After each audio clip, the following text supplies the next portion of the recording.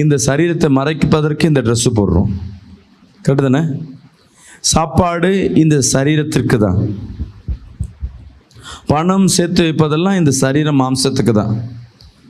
ஒரு நாள் மரணம் என்பது மாம்சத்துக்கு வரும் பொழுது, மரிக்கும் பொழுது, நீ சேர்த்து வச்சதையோ இல்லையோ உன் பிரச்சனையோ இல்லை நன்மையோ ஏதோ என்ன பண்ணாது, உன கூட வராது.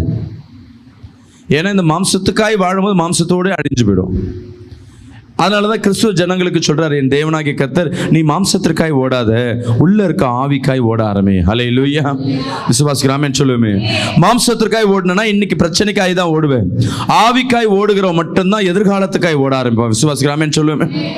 உங்களுக்குன்னு ஒரு என் தேவனாகிய கர்த்தர் ஒரு நல்ல ஒரு வாழ்க்கையை கர்த்தர் வைத்திருக்கிறார்.